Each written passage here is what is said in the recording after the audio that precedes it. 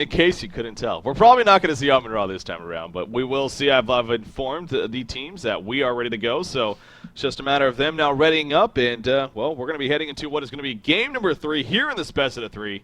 So you do the math right there real quickly, and, well, this will be the final game of this best of 3 series. The winner moving on to the round of 32, and the loser will, of course, be dropping to the loser's bracket.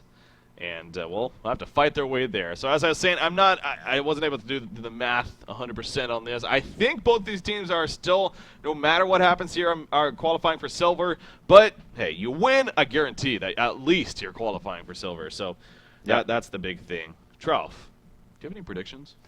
Predictions. I think Pudge is going to take it. I think One Trick Pony, not to say that they are a One Trick Pony with that strat that they had. I got to keep going back to that. It's so funny. But, I really do think that Denny's Jungle Devos kind of recuperated a little bit after game 1. They did get stomped, let's be honest. And I just think they're a little bit more seasoned of a team. We'll have to wait and see, though. I think regardless, though, we're going to have an aggressive match. I do predict that. Yeah, it's. I'm sure it's going to be fun. I mean, the first 2 games, it was pretty crazy action. So, with that said, the teams are loaded in and already at the selection stage. So, game number 3, Pudge taking on One Trick Pony. Who's going to move on to the winner's bracket? Who will drop down to the loser's bracket? Well, let's find out. As you can see, the locking phase has commenced. Bubbles is the first lock, but before that, the blind banning stage. Tundra, Keeper of the Forest, Ophelia, and Jerizai. And if I'm not mistaken, I believe that was the exact same way the last game went. Yeah, except Legion that did ban out that Tundra yet again. I think the first time it was Wild Soul, if I'm not mistaken. But they are first pick, and Wild Soul was not blind banned by Pudge, so if it does manage to get locked right here, it's a good chance that the OTP could take that up. Of course, there are some already very strong heroes, Bubbles, Tempest, Warbeast. Seems like we see these heroes very frequently, especially Bubbles and Tempest. Wild Soul made it through all the way to the regular picking stage. That's just hitting me. The fact that Pudge was able to first pick him in the regular picking stage. So he made it through the locks, the blind bans, the locks, and then the regular bans on top of that. So yeah, I don't know. Maybe that was just a case of them almost forgetting, or they just didn't figure that he would have been powerful enough. But not saying that he was the ultimate reason why Pudge won the game, but obviously a big part of it, I'm sure. Speaking of Wild Soul, sure enough, he's the final lock actually coming out from Pudge. So they're gonna put it on OTP and see if maybe they have a Wild Soul player themselves and they want to go and run him, or Pudge will gladly pick it up for themselves, I'm sure. So the overall locking pool, though, was Bubbles, Tempest, Warbeast, Empath, Glacius, and then that Wild Soul, just as I was just talking about. So there's a good difference of heroes in there. Suicide heavy, you got some junglers, you got your support, and even some carry potential. So a good style of heroes here in the lock pool. Lots of strong heroes, and then that Fade actually getting banned out by Storyfighter, who is a first pick. That kind of strikes me as a little bit odd. But yeah, I don't know what Pudge has in mind. I mean, maybe their thinking is, well, if they do want that Wild Soul, or maybe the thinking was if they want the Warbeast, we can get Wild Soul Tempest. But I think it's kind of risky, honestly, putting a Wild Soul in there when you're not first pick. I mean, that hero just seems to win games. It really does. You can put him in many different roles. Suicide, you can jungle him. Not the most effective jungler, although we have seen it work sometimes. But it's just, as a Suicide hero, being able to pull those creeps is so effective. This is very difficult to kill him and stop him from farming. And even if you are stopping him from farming early on, like we saw, he wasn't getting the greatest farm. He was 0-1-1. Yeah. Sorry, 0-1-0 with like 160 gold per minute at 10 or 12 minutes. Still got that Malk in 22 minutes, so it's just a very difficult hero to deal with. Yeah, it is. And like you said, I don't have exact stats in front of me, but it just seems like that hero wins games for you. So, Dark Lady is going to be the final ban. Well, I guess I'll go through all the bans here. Fade, Parasite, Pebbles, Silhouette, Nymphora, and Dark Lady. So a very strong banning pool. As you said, they banned Fade first, despite them having the first pick. So, there you go. Again, it's a case of it seems like that's if you're first pick, you may want to leave her open, at least force the other team to ban her. But maybe they just don't feel as confident in the hero as yourself does, or a lot of other teams for that matter. So, but their first pick is going to be coming up here. They have plenty of time to choose. We'll see what Storyfooter decides to come up with as far as One Trick Pony goes and their strategy. Again, you look at the lock pool, you get plenty out of that. So, going with more of a solid carry option here wouldn't be surprising. But we'll see. Yeah, they have a lot of different options right now. They're taking actually quite a bit of time, dipping into their extra time. It is going to be first pick a Luna. I was going to say, are they going to first pick that a Hammer Storm yet again? But no, it actually is going to be a Luna. I think to their strat, a Luna works just a little bit better. Or I should say is a little bit more safe. Luna is just an all-around fantastic hero. Arguably one of the best heroes in the game. We see it very, very frequently. And Pudge is going to respond yet again with a Miraxis pick. Miraxis is a very difficult hero to deal with. It's very tanky, doesn't need all that much farm to be very effective. Yeah. And actually a Voodoo Jester, kind of curious about that. So maybe the thinking is we don't want to dip into a Glacius or Empath as a support in that lockpick because we want to have other options like Tempest, like Wild Soul, or War Beast if they're available. Great point to bring up. I think that's actually spot on with that. I mean, yeah, you look at the lock pool, you have a Glacius Empath, two solid options, no doubt, but there are also, you know, your War Beast, your Tempest, your Bubbles, your Wild Soul. So they want to leave the doors open for perhaps those options. So they're going to go ahead and go with Voodoo Jester, and that definitely helps explain a little bit more. You know, you can question, you know, a hero like Prophet still being on the board. Again, newer definitely, but he is a strong support hero, man. But they're going to go with the Voodoo Jester instead. Now, obviously, Voodoo Jester Nova is a huge fan of this hero, as we know from, well, a lot of recent history the last couple of months. Of course, playing for Q Squad. Also under the name SQY. It does very well with it. So it is a hero by all means that can play support role very effectively with that cursor ground and whatnot. The Acid Cocktail can also be very annoying to deal with. The follow-up picks, though, coming out here for OTP. You see, once again, a Swift Blade being right-clicked. Archie Tiger really wants that to happen, apparently, especially with that skin, man. I would love to see that. But, again, there's a lot on the line here. It's a $10,000 prize pool tournament. You're where you go into the first cycle of events, you know, what division you're in is depending on, you know, from this matchup. So you want to go for the win here. Go win or go home. Hammerstorm and Draconis are going to be the final two regular picks coming out for One Trick Pony. I think we're going to see a very, very similar strat as to what they did that first game. They're on Legion yet again. They have a very strong solo short in Draconis. Last time it was Forsaken Archer. They're going to have that Aluna Hammerstorm dual lane mid at their disposal if they do want to do that. And they have options right now. They're first out of that lockpick, so they can pick something like a War Beast if they want to try it again. I think Wild Soul is the clear option. And then Pudge will have to respond, but they're in a good spot right now. Yeah, according to the strat that they did so well in the first game. Oh, exactly. Hey, if it worked, it worked, and you know what? Go ahead and go for it again. Pudge this time, you know, you can say the biggest difference this time around is that Pudge, depending on what their final pick is here, might not have as many question marks. They were running a Draconis, which, as you stated, even going into the game, you weren't necessarily a huge fan of it. It didn't seem like he had the biggest impact that game. So, obviously, yeah, going to work for OTP, but you're going to be going up against a little bit something different here, a little bit more defined even, coming out from Pudge, this being the third and final game.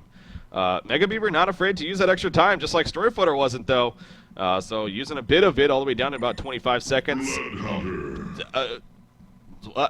I have no idea. I have no clue. Fumbling over my words here because he just picked Bloodhunter. Okay.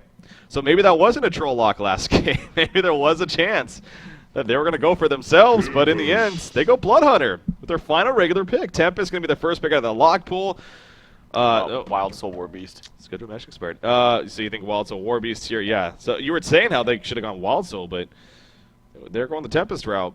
And my game is freaking out on me. So but it sounds like War Beast going to be picked up. And there's Wild Soul. So you guessed it correctly. That should have been snap picked. I mean, that is so strong. To be able to have those two heroes, you have their jungler, you're going to have Wild Soul in the suicide lane. Bloodhunter is just so crazy to me. I don't know about that one. But nonetheless, War Beast Wild Soul, that's ridiculous. They're going to have Empath for maybe Draconis. Yeah. And now Empath Draconis is ridiculously strong. Now it's just a question of how does OTP lane this? It's kind of awkward if you ask me. I mean, they're going to have a Tempest. If he does go in the jungle, and you're going to have a laning Empath, which you should. I mean, it's kind of impossible to solo Empath. It can be done, but I think they have to Suicide Tempest here. Yeah, that's what I would think too. But honestly, I'm never a big fan of Suicide Tempest. I just think it's pretty weak in general. We'll have to wait and see. Yeah, I believe Zibba was the one that suicided War Beast last time. He was. So. Hey, he made that work. Maybe he's their suicide specialist. Hey, he made it work that first game, and of course they were victorious that game. So yeah, there were some question marks here, definitely. I mean, you talk obviously the Bloodhunter's the big one that you look at. That this is game 3 again. You don't pick a hero like Bloodhunter in a third and final game in a best of 3 series with so much on the line without feeling confident that you're going to play it well. Payless is here going to be the one playing it for Pudge, so we'll see how Payless does, but that's definitely something different. But again, the other question mark is the OTP. They chose to go Tempest instead of Wild Soul. Pick up from that lock pool, and not only did that mean they're going to run with the Tempest instead, and it looks like he is going to be going Suicide Tempest here as he is heading top, but it also gave Wild Soul to Pudge instead of on their own. So yeah, a lot of things happen as a result of how that picking phase ended there, but that's what makes it also interesting here, especially for spectators. But now we're going to see how it's played out. So it is going to be a 2-2-1 setup coming out from One Trick Pony. As far as Pudge is concerned, seems like we may be seeing a little bit of movement here. They got the Word of Sight down. We'll see where they ultimately end up. It looks like Bloodhunter is planning to solo this top lane, though. Now, this is the crazy thing to me, is they have the same exact setup, a Luna Hammerstorm mid, except they swapped heroes, and now the farm is going on Storyfighter playing their Hammerstorm. That is just so weird to me, but they want to change it up. Wow, I just can't get over that. You know what? The thing that trying to make sense of it is the case that they have an Empath this time, and Empath Draconis is powerful, but Empath Hammerstorm can also be very deadly as well. You activate that ultimate on Hammerstorm, and with the buff up from Empath, he will wreck your team. So maybe that's some of the logic, but yeah, you're right. It is pretty interesting, in the same series even, that we see kind of a switch up like that. But this time it is going to be Hammerstorm. He's the farming guy, and Znui on Luna this time around will take care of the support and harassment role. And, well, it'll prove to be more effective, you got to think, in this case. At least as far as laning. Now, they should still be just as aggressive as they were that game 1. Oh, yeah. They really should. I mean, and already you see some aggression coming out from Luna using that power slam to get a little bit of damage done. Did unfortunately miss one of the creeps there for Hammerstorm, but nonetheless, that's okay. Warbeast is going to be jungling in his own jungle, and he's taking out some Vagabond leaders.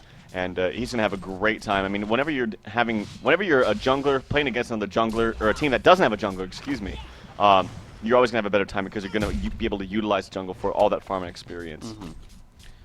Top lane. Let's take a look at the top lane. Bloodhunter versus Tempest. It's not a matchup you would expect to say too often. What do you make of this? I mean, to me, I'm a little bit taken because it seems like Bloodhunter, this could work somewhat to his benefit, especially with those elementals, where if he, last hits them, he gets a life from it, but at the same time, he should be taking a lot of harassment from Tempest. I mean, what do you make of it? I think Bloodhunter should absolutely decimate Tempest. Yeah. Like, no question. Tempest just can't do enough damage to him. Now, Bloodhunter already has that Iron Shield. You just can't do damage to him, and if you can, look, he's just going to gain it back from the Feast ability. It's just too difficult. And by the time Bloodhunter hits level 6, Tempest is going to be in a world of hurt. He can also silence him with his Q ability. And, yeah, Bloodhunter definitely wins this lane. I think that was their thinking when they drafted him. They knew that maybe there was going to be a Suicide Tempest. Or at least one of those heroes out of that lockpick was going to be a Suicide whatever, whether it be Warbeast, whether it be Wild Soul. And they wanted a hero that excels in a 1v1 situation like Bloodhunter. Oh, yeah. I will say that Bloodhunter does taper off in the mid to late game, though. I just think he's kind of weak overall. But is very strong early, don't get me wrong. Oh, yeah, no, as you said right there, I mean, it's hard to deny. He is a very effective 1v1 laner, that's for sure. And he can make use of it. He can definitely make use of it between his third ability, the Blood Sense, and, of course, eventually his ultimate, which is Hemorrhage, I believe. Yeah, Hemorrhage. He will set up a lot of early kills for you, and that Q ability of his, his silence, can also be that could scale throughout the whole game and in several manners. Not only is it's a very long silence for one, it goes up to 9 seconds, which is just ridiculous, but it's also a damage enhancer for himself even, or maybe even the Wild Soul, maybe even Boo Boo. I mean, you put that on Boo Boo, and all of a sudden he's wrecking towers even faster. So, yeah, it's.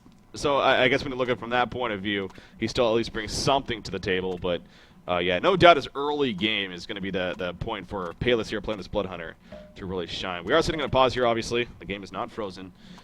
So hopefully nothing too long here. At the bottom lane, the last one to talk about, we have Draconis Empath going up against the good old Suicide Wild Soul. And you see what he's doing, just like the previous game.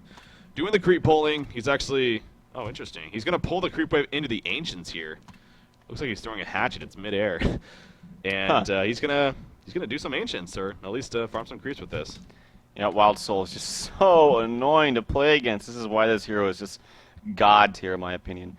And one kind of interesting thing to note too is that Bloodhunter, even with his Q ability, it actually does quite a bit of damage at level 1. It scales 6, 7, 8, 9 as far as the duration goes. But the 20 magic damage per second as a debuff, I mean, you multiply that by 6, 7, 8, 9, you're looking at 120 damage just at level 1. Yeah. So that's pretty damn good.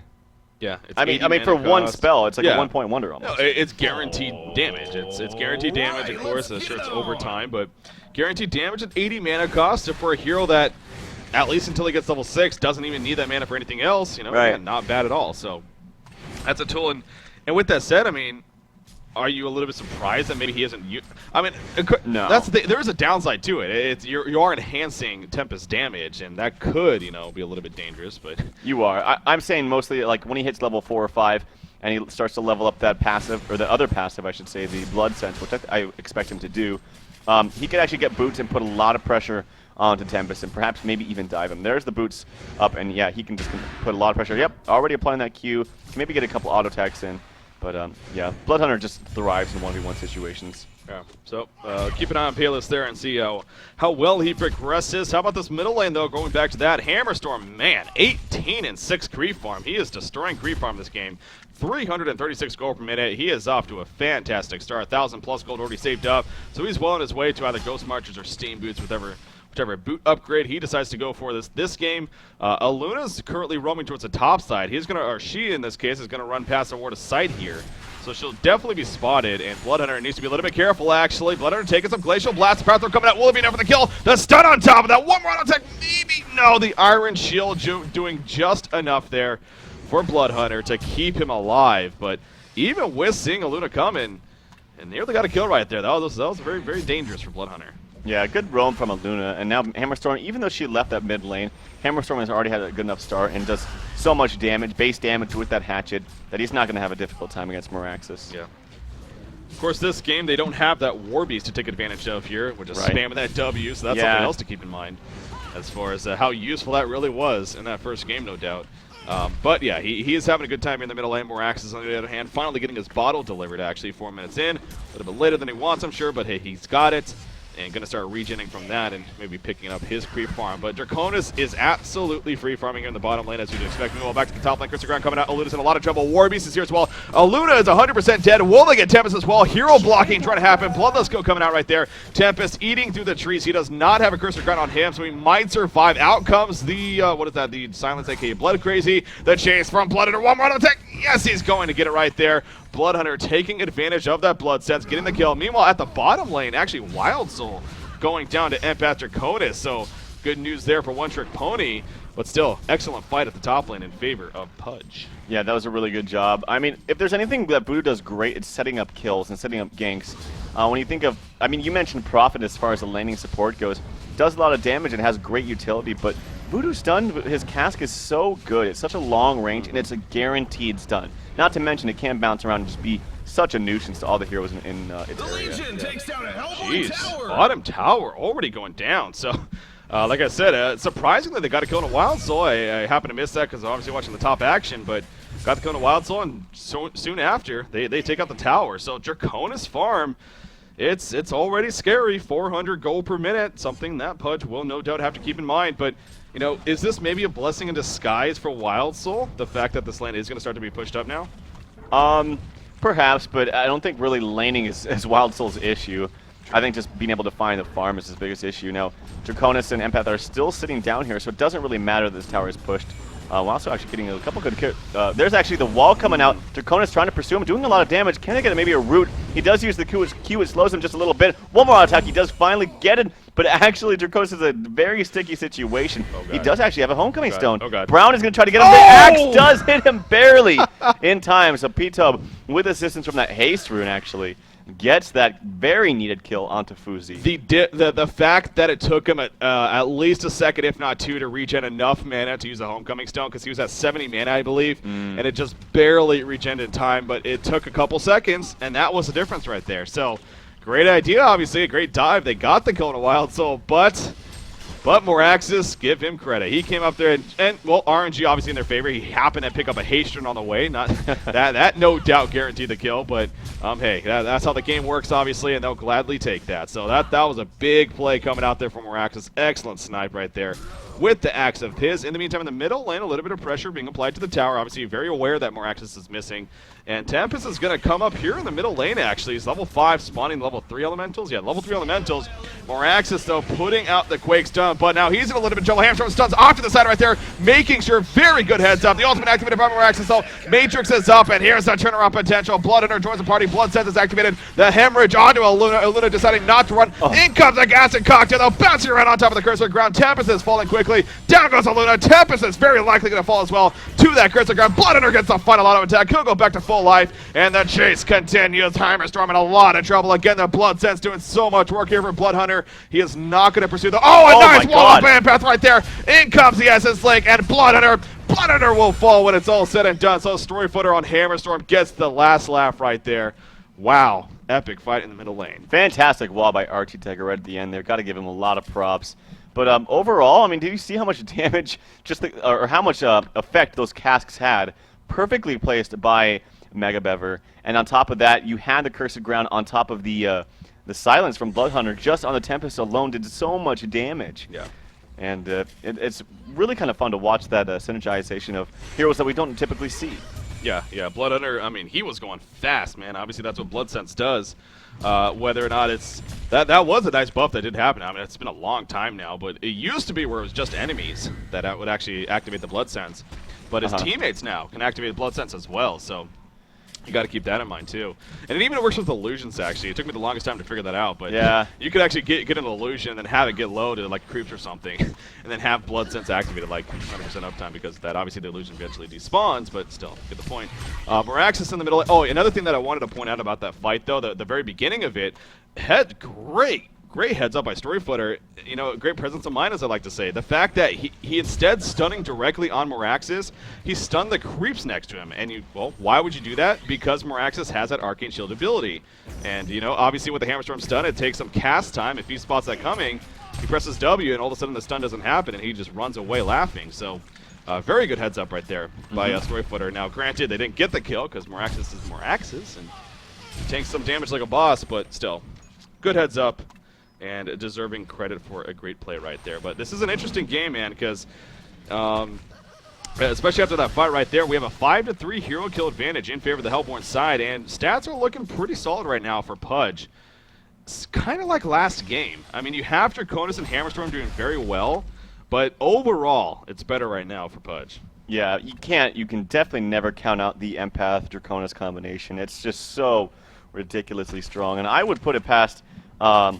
who was that? Fuzi playing that Draconis. It looks like he might be going for an early Whispering Helm, but typically we see that Nullstone into Shrunken Head, but I wouldn't put it past him just maybe go straight for a Shrunken Head after this Whispering Helm. I don't think he really... Well, actually, Nullstone would be quite effective against Bloodhunter, but I just think being able to have that Shrunken Head and having an Empath jump in you and just not being able to take any damage, at least magical damage, is going to be very effective in team fights. So we'll have to wait and see what he does. I think that might be the strongest route. Look at Bloodhunter, 522 max move speed. The hemorrhage comes out. Draconis forced to stand still. The Silent Tongue comes out, and down goes Draconis. That is the power of Bloodhunter right there. You said early game especially, he shines. Warby's chasing out Empath. Great job microing himself away from the minions, so the stun would not hit him both, and the minions chase down the Hellhounds, get the final kill. Hammerstorm and a lot of damage now. The Cursed Ground is up. Hammerstorm is falling. He says, "Come with me, bitch," but no, it's not going to happen.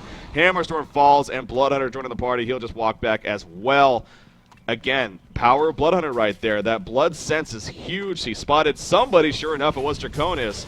Got the hemorrhage off and set up that whole sequence of events right there. Yeah, I guess Bloodhunter is pretty good against heroes when you know they're going to be just kind of sitting back farming and perhaps maybe farming Ancients early, like Draconis, because you do dip down low, below, what is it, 48% HP, I want to say? Let me double check on that. It is 40%.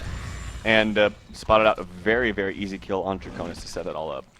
As we saw, I mean, he gets haste. Whenever somebody's below 40% or below, he will be haste speed running around the map. So, yeah, it's a very, very powerful tool. And so, again, it's a case of, you know, when they first made the pick, both you and I were like, okay, interesting, but hey, they're making it work. As I said, here in a game 3, the round of 64, HoN to her qualifiers. You don't make a pick like that unless you know what you're doing, and clearly they knew what they were doing with it. Now the middle tower, it is going to be destroyed here in favor of One Trick Pony, so they're grouping up actually, and they're going to try to make something happen here. Empath is no, she's still level 5 actually, so she cannot even ulti just yet herself. So interesting decision coming out from OTP, but they feel like they have a good chance here to apply a lot of pressure and maybe even have some team fight advantage. We do see the top tower going down though in favor of Bloodhunter, and the bottom tower being pushed up by WildSoul. But here comes Matrix from Meraxis, letting them know who he is. Aluna with the Emerald Lightning stun though.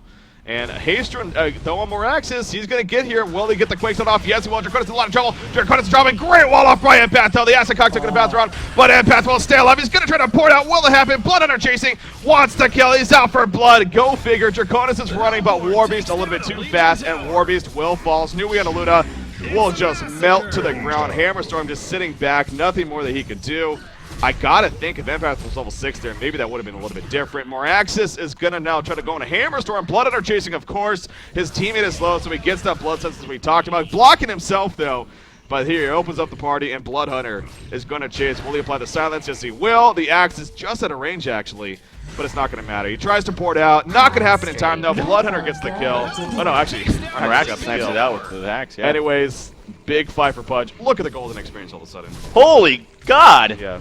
What is that? That is insane. But anyway, I gotta say, Tempest just, it was very, very close. He was looking to get a very fantastic goal, but the Acid Cocktail hit him, like, at a very, very awkward time, and hit him right as he casted. Oh. Like, you couldn't even see the animation coming out, but unfortunately wasn't able to have that ultimate to work with. And that was a huge, and yeah, look at that, 10,000 gold in not even 15 minutes is ridiculous. Well, it goes back to, again, it's hindsight here, but OTP, what were they thinking? Why are they pushing a secondary tower like that at this point in the game? It just doesn't seem like that's what they needed to be doing here. Yeah, I think it goes back even further, but now to the drafting specifically. I mean, giving them WildSoul, and I'm not saying that WildSoul and Warbeast are really the biggest playmakers right now, especially WildSoul. He's just kind of sitting back farming, waiting for that mock, which he's on his way to a very early mock, even though he was in that suicide role. That's what I'm talking about. But just the fact that you're losing this fight, but now you still have to worry about that late game in Warbeast and WildSoul, it's ridiculous. You're in a horrible position. The stats reflect that. Yeah. Yeah, it's, man, I mean, I had the same reaction myself, really. All of a sudden after that fight, I look at the golden experience difference, and it just jumped, like, insane. I mean, 10,000 golden experiences, he said. We're now only 14 minutes into the game. Empath is still not level 6. She doesn't have that as one ability yet, and I go back to that point, how if she was level 6, I do feel like that fight could have been a little bit different, if not even happened, which would have been to the benefit of One Trick Pony, because she could have jumped in Draconis and speed burst him away. And as we saw, he nearly survived, as the situation was already. So, unfortunate there, but they chose, for whatever reason, to make the decision to make a push at the secondary tower in the middle lane. It did not pay off, and now they're in a huge, huge hole here. And it also goes back to, as well, with Draconis, you know, deciding to farm what apparently is going to be a Whispering Helm, unless he, I mean, maybe we've seen this before, where this is more slick style, but you go the Helm of the Victim, and then you just say, screw Whispering Helm, I'm just going to go for everything else. Well, Voodoo Jester actually running into a little bit of trouble here, but again, the power of the Acid Cocktail. It was really a 3 versus 1, and he got away because of that Acid Cocktail, so pretty powerful. Whispering Helm, though, is finished on Draconis, and he's going to try his best to continue to farm here in the jungle, but you got to think the Hellborn team, they're not going to let that last too long. Yeah, it's just going to be so difficult for them, man. I don't know how they can really get back into this game. Maybe a 5-man Tempest hold, but that's going to be difficult in itself. The Acid Cocktail is a very good counter to that. Even if he already casts it, it can still have the potential to bounce back to him. That's the scariest part. The Sword of the High is actually picked up onto WildSoul. I was wondering, I saw so much gold pooled up on the Bloodhunter like you were mentioning, and I was wondering if he was going to go for that mock, but it seems like it's such better suited on a bear onto Boo Boo. So he's going to go for that Frostburn. Unfortunately, we can't see the Dawnbringer yet in this mode. It's not officially out for competitive play. But Portal Key now up on Meraxis as well. They have that initiation tool, that proper initiation tool. It seems like the last couple of fights have been initiated by a hasted Meraxis a number of times. But now he's got that proper initiation tool with that Portal Key. Yeah, it's going to be delivered to him here any second. You're right, though. It seems like he's had like 3 haste runes at least this game that have well, they've set up a lot. Obviously, you look all the way back to the top, this bottom lane here where they dove in a WildSoul, and Draconis barely poured it out, but Meraxis at the last second hasted in and sniped him with an axe. So well player, I guess in this case a chainsaw even. Hammerstorm would use the hammer to get a little bit more fire. I mean, Hammerstorm, he Ghost Marchers into Amulet of the Exile, so he's going an interesting build himself, but at this point it looks like he's going to be going for Portal Key. Here we go, though. Ancients being attempted. Hammerstorm is dropping fairly quickly. Gets the stun off, and that'll free up us a good farm here for Draconis to clean up easily after and go back to continue to farm. And again, you do have to remember as well, the latest balance patch, it did affect the Ancients as well. Especially those dragons, where reduce their life. So even quicker now that heroes like Draconis can take them out. That's good news. Gonna go back to the jungle though. But again, this is really one trick pony. They're one trick. I mean, they just need to sit back and farm and hope that Pudge doesn't take advantage of the farm that they have right now and look to end this game sooner than later. Shrunken Head's going to be up on Warbeast pretty soon, and that's going to be just insult to injury with them. I actually wish that Bloodhunter would have got a Shrunken Head of his own. I think Frostburn is while fun and kind of seems to be like the go-to item in this metagame right now. I just don't think it fits him. I think having a Shrunken Head is going to be very effective. You can run in there with that haste like we talked about and just not have a care in the world for any stuns or snares that hit your way. So just a little nitpick thing right there. I don't think it's the biggest deal in the world because, hey, it's 17 minutes and you're up 12K. So. He's running at 433 movement speed. I mean, without any buffs. Those are just raw items on him. So that is the benefit of having, well, of course, that Firebrand in this case, of that Frostburn. So he's a quick fella, but obviously going haste with the Blood Sensibility. Empath is level 6 now, so good news there again for OTP being played by RG Tiger. They can now take advantage of the As-1 ability. I'm on board though with you. You know what is Draconis going to go for? You talked about you think Shrunken Head is would well, both Nullstone and Shrunken Head definitely bring something to the table here for him. So it's a case of what he just wants to go for. He needs to get back though, and he is. It looks like so good for him because there's a jump about to happen. The Water Revelation was down. They have a bound die though, and yeah, Voodoo Jester has a bound die. Spotted it. They take it away and take away the vision from the Legion team here. Does Meraxis come built in with a haste rune or something? Because he has right. He has another one. That's reason enough to get that hero drafted every single game. Yeah, right. But yeah, they're gonna actually get another ward countered there, so the vision is lacking. They have a little bit of vision. Actually, no, it's just counter ward there from Archie Tiger up in the top lane where Tempest is farming, trying to desperately get that PK. But it's not going to have that. They're going to have to concede all fights until they get that. That's going to kind of be like their last final stand. But yeah, until then, they're going to suffer. The Hellborn team can take this bottom tower. They can probably even push into the high ground. They have so many items up on all their heroes. Yeah. I'm not going to say it. I mean, Blood Crazy, it's actually still only level 1, but still, a Bloodhunter could start applying that Blood Crazy ability to heroes like to this Boo Boo even, and take advantage of it in that sense of just buffing up damage for his teammates. Now, granted, a 9-second silence, or I guess even right now only 6-second silence, but say only lightly. I mean, 6-second silence, that's ridiculous, and so it gives him options. So that's what I'm going back to. But Warbeast finishes a Shrunken Head, so you talked about that a little bit. He's got that now finally finished.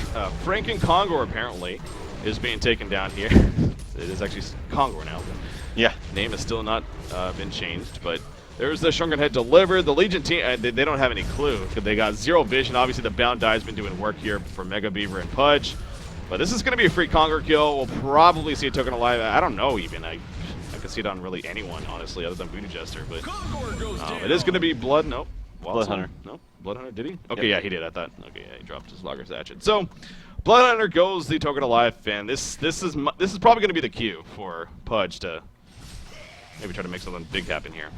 Yeah, I think I want to say Tempest did pick up the portal key. He's walking back. He spent pretty much all of his gold. Yeah. So, like I said, that's going to be their final stand. It's going to be trying to get that 5-man ultimate. Do they have the damage on top of that? I actually think they do. They do have a lot of burst damage, a lot of spells to be casted if they can catch them without the Shrunken Heads. Now, the Shrunken Head is only up onto Warbeast. I believe Bloodhunter's in the making of his own. But even on top of that, you have Wild Soul, who without really any items on himself is still sitting at 1700 HP. So okay. Why doesn't Tempest still have his portal key? Okay, is it being delivered now? Okay, good. No, that's a ward. Why does he not have his portal key? I'm a little bit scared because the Hellborn team, they're making a move right here. And did he just simply forget? I mean, he definitely purchased it. So did you actually see it pop up? I did. Okay, I didn't see it pop up. I know that he had like 1,800 gold though the last time I looked. So I don't know. Maybe, but what did he buy then? I mean, there's nothing on. Maybe he's gonna do my strategy. Okay, he's gonna show himself without the portal key. Go back. And then, actually, no, they just got a tower, so maybe that's going to give him a Q. Shrunken Head is up on Draconis, so that's going to be good for him. Maybe Empath can jump in that. This is kind of like the final stand. Here we go. I'm worried.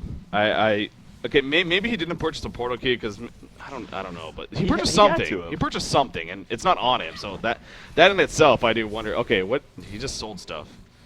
What is going on? What is going on, okay, well, Breaky? there's a fight about to happen. That's what's going on for sure. The Hellborn team, they're lining themselves up. And this is, you know, pending on a jump right here. Moraxis, again, he's waiting patiently, trying to find an opportunity to get a jump off himself and make something happen here. He's selling more items. What is he doing? He must have... Okay, Oh. so he bought the makings of a Shrunken Head. So that's what he's... Okay, that makes a lot more sense. All right. All right.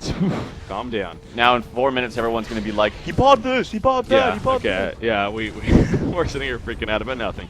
Okay, so the tower goes down, though. Again, Boo Boo, that's just what he does. Way too powerful. Can't stop that. And I guess the Hellborn team may actually look to retreat even. They realize that that OTP is spending a lot of resources and time into making a stop right here, so they say, screw it, we'll just get even further ahead and then make a push happen. Bloodhunter still has another just under 4.5 minutes left on the token of life, so still plenty of time. They're not in a necessarily huge rush here. Right, yeah, they have the late game by all means. And I think they're maybe just waiting on that Shrunken Head up on Bloodhunter. He's about 300 gold away from that. Once they get that, yep. Well, actually, he just purchased it, so maybe he already had some components in a different order. Actually, yeah, because he had the Warhammer on him. Normally, you just see the Mighty Blade, so yeah. It's going to have that Shrunken Head, and I think that's really their cue to fight. Yeah, so they've fallen back, going to clean up push back the creep waves even in their favor, and then maybe make a push to, well, even end this game in their favor. So again, this is game number 3 here. The winning team, they'll move on to the round of 32. Here in the HoN Tier qualifiers, the losing team will drop down to the loser's bracket.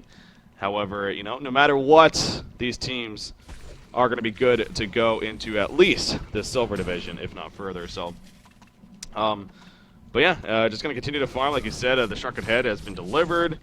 Wild Soul, maybe no. There's 2,400 gold on Voodoo Chester, by the way. Wow. He's been pulling up that gold. Hell, he's farming 250 gold per minute. He just purchases a tablet of command straight up, and now he's going to join his team. So yeah, it seems like you were right with the Shrunken Head on Bloodhunter. That being kind of the ultimate cue of, all right, let's make something happen now. That and, well, having a token of life for another 3 minutes doesn't hurt either. Draconis, he's trying his best to farm a little bit more at the jungle, but he's going to need to start falling back quickly. He does have a ward of sight here. It's about to despawn, though, but they are going to be spotted just before. And actually, never mind. That wasn't even his ward of sight. I don't even know what I'm saying. That was Pudge's. They had a ward of sight up here that did spot them. So he's going to be fine and porting back to the base. We'll see what kind of move Pudge makes here now.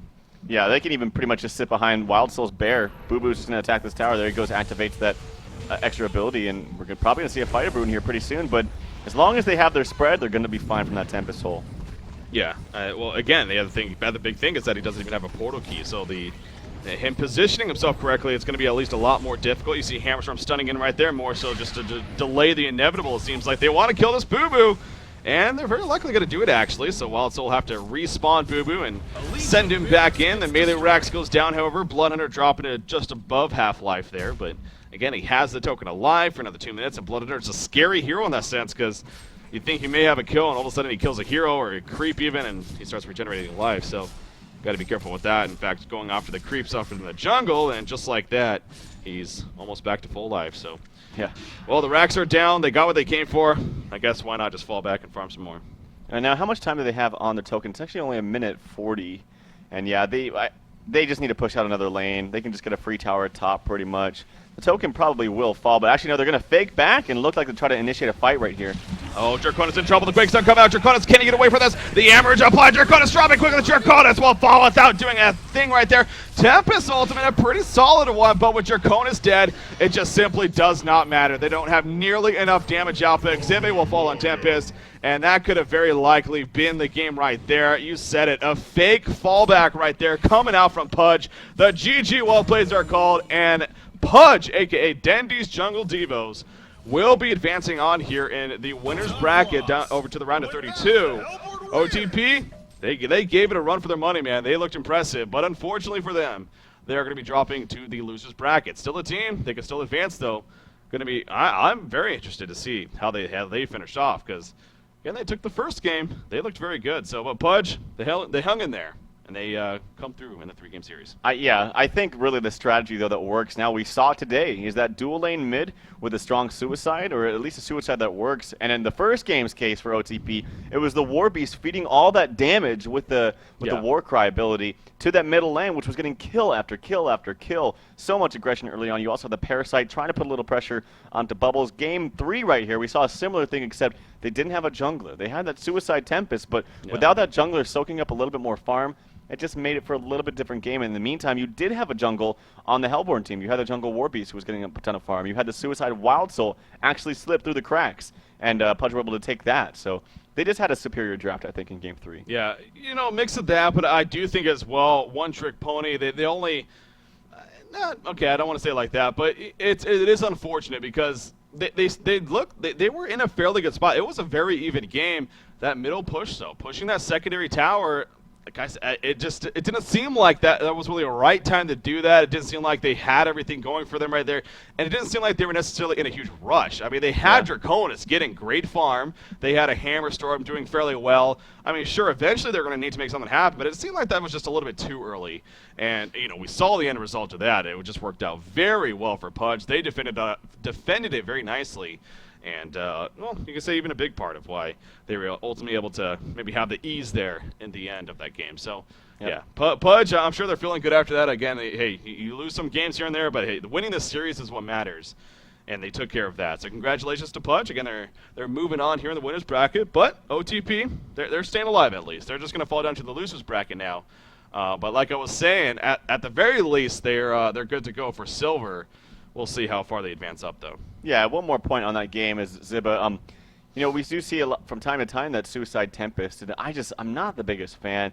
It's similar to like a Suicide Bubbles when you have a lot of different heroes at your discretion that you can play against the Suicide Bubbles, just simply because Bubbles in the Suicide lane does lose to a lot of ranged heroes that are strong, like Forsaken Archer should win. Yeah. Aluna should win. Draconis should win, or Silhouette should dominate. And it's the same idea with Tempest, except even worse. Tempest just cannot lane very well, and just couldn't get the farm. I mean, we saw right there, had to sell all of his items just to get the shotgun at the end, but it just didn't matter because Draconis got picked off, and it's unfortunate, but just something to think about. Yeah, that's that was an interesting sequence that happened there at the very end. But in the end, they gave it a last shot. Pudge, they played it beautiful. They really did. The fake fallback there in the end, it clearly caught One Trick Pony off guard, and Draconis literally did nothing in that last fight. He just got bursted down, got chain CC'd. Excellent execution coming out from Diddy's Jungle Devos, and pursued them again on to the next round here. So, well, Trouf, another weekend is in the books here for the HoN Tour qualifiers. That is going to officially do it for us here as far as coverage is concerned. Obviously, I'm sure there's still a couple of matches finishing up here from this round. But you go to HoNTour.com, and you can find out all the information yourself, from the brackets to how the event actually works, to, of course, plenty of news that's coming out. Daily news is coming out on the HoNTour.com website, so definitely add it as a page that you go to every single day, because there is a reason for that. So, but with that said, that is going to do it for our coverage for the weekend. It's been a lot of fun as always, but man, we're advancing on in the tournaments, and that's the great thing about tournaments like this. It's fun to cover it all, of course, but as you get further in, you start to get these great matchups. Yep. Hey, we had our first Game 3 here today. Yeah. Something tells me that won't be the last. So. Yeah, definitely. I think GG well played to all the teams that played today, and I think as we get to, especially to next week, with the rounds of starting at 32, I believe is what we're starting at. That's when we're going to start to get some really great matches. Yeah, we are. And I've been already looking at the brackets, of course. Seeing some possible matchups in not only in the next round, but even the round after that. So, and it's getting good, man. Let me tell you that much. It's getting good. Again, you can check it out for yourself as well if you go to HoNTour.com. So, with that said, Trouf, I think we're going to go ahead and officially wrap this up. Any final words from you here? Just keep it short and sweet tonight. GG, well played. All right. Of course, visit us on our not visit us, but even add us on our Twitters, at TroufHoN and at BreakyCPK. Go to our HoNcast or follow our HoNcast Twitter. Of course, our HoNcast Facebook. We do a lot of updates and everything for you guys. Keep you guys informed what's going on as far as coverage content goes from HoNcast. HoNcast.com, HoNTour.com. Check it all out, guys. It's been a lot of fun as always. Shout out to you for tuning in. Another fun weekend in the books. Congratulations to all the teams. We'll see you next weekend. Shout out Killer Orange. See you then.